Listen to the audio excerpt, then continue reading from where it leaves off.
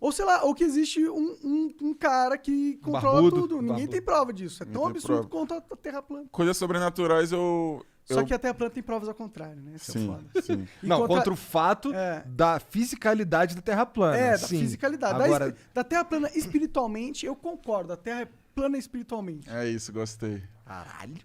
Eu acredito muito em coisas Sobrenaturais. sobrenaturais que acontecem comigo, né? Tu vê uns fantasmas, paradas assim? Não, mas não é sobrenatural a palavra. É paranormal? Qual é a diferença das duas palavras? Sei lá, cara. Qual que é a diferença, Jean? Sinistras, coisas sinistras. Tá, o que acontece contigo, vai? Por exemplo, eu ficava com uma garota que ela me indicou o livro O Segredo, Tô que é ligado. um livro bem clichê, que Tô fala ligado. sobre a lei da atração e tal. E, cara, isso mudou minha vida. Isso mudou minha vida porque eu comecei a colocar em prática e é doido. Quer ver um exemplo? Quero. Essa fase que eu tava na... tinha que ser um exemplo mais imediato. Mas é que essa fase é legal também. Mas, tipo, tava na quarentena, eu tava me sentindo muito triste, muito vazio. E eu comecei a pedir... Eu comecei a ver meio que Deus e o universo a mesma coisa. Então eu comecei a pedir muito pro universo, me dar uma direção. Por que eu tô me sentindo frustrado assim? O que tá acontecendo? Todo dia começar a pedir. Aí eu vi no Netflix um bagulho que se chama Death, Love and Robots. Que daí tem o último O episódio. Jean toda hora fala pra gente assistir. Você já viu do Zima Blue? Uhum. No caso, meu álbum girou ao redor desse conceito. Caralho. Então logo depois eu comecei a pedir questão, acho que... Só que é rápido, tipo, dias. Às vezes no dia acontece. Aí eu comecei a pedir, eu vi isso, que me deu um clique. O resumo do que acontece em Zima Blue é que ele era um pintor renomado, ele começou de baixo, ele não conseguia se sentir contente, então ele foi cada vez ficando mais foda. Aí chegou um ponto da brisa que ele tá pintando tudo de azul. Então até, tipo, ele vai pra outros planetas e começa a pintar tudo de azul, tipo, ele surta, assim, querendo se satisfazer. Aí, a moral da história é que, na verdade, ele é um ciborgue. Na verdade, ele é só um robô que ele se perdeu e achou que era humano. E aí ele fala, tipo, que vai apresentar a última obra dele. E o que acontece? A galera tá em volta, assim, tem uma piscina no meio. Ele pula no meio, puff, no que ele pula, o corpo dele começa a se desfazer, assim, o robô. E ele se torna só uma maquininha de limpar a piscina.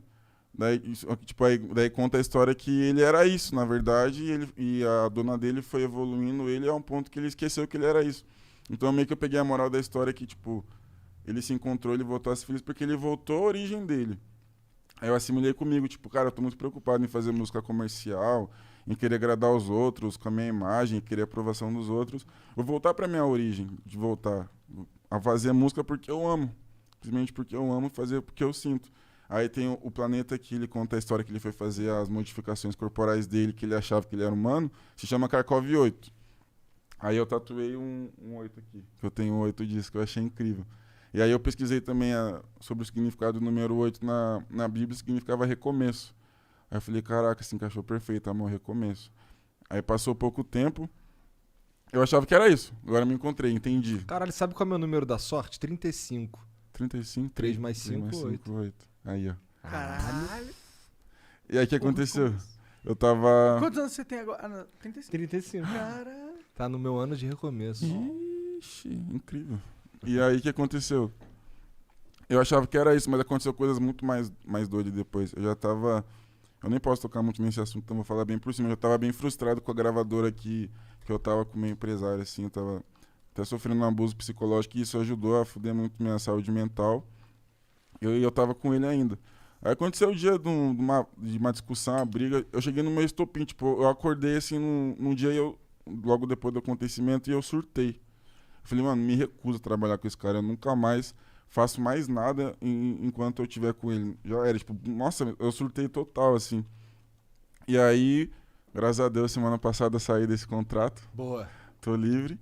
Mas eu entendi que, na verdade, o meu recomeço era isso.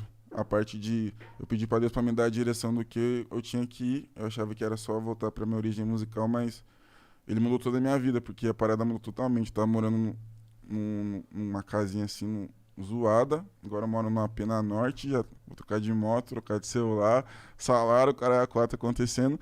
E tudo que trouxe isso foi o poder do pensamento, tenho certeza disso, porque sempre que Ah, eu esqueci de contar. Me perdi na moral da história, que era o porquê da lei da atração. Também já aconteceu. Eu tava frustrado, assim, querendo sair da minha gravadora, querendo parar de trabalhar com esse empresário. Aí eu tava bem mal e fiz uma oração, assim, que eu tava na frente de casa. Fiz uma oração pedindo pra Deus. Deus sabe que eu quero ser livre. Sabe que eu tô caindo em depressão por causa disso. Por favor, me liberta disso aqui. Aí logo depois que eu falei amém, passou um carro cantando aquela música assim, I want to be free, tá ligado? Mas bem na parte que falava assim, Deus sabe que eu quero ser livre. Tipo, logo depois. God knows. I want to be free. God knows I want to be E eu confiei, free. tipo, foi uma resposta instantânea dele. E eu confiei, tem mudado minha vida, mano. Foda isso. Mecânica quântica.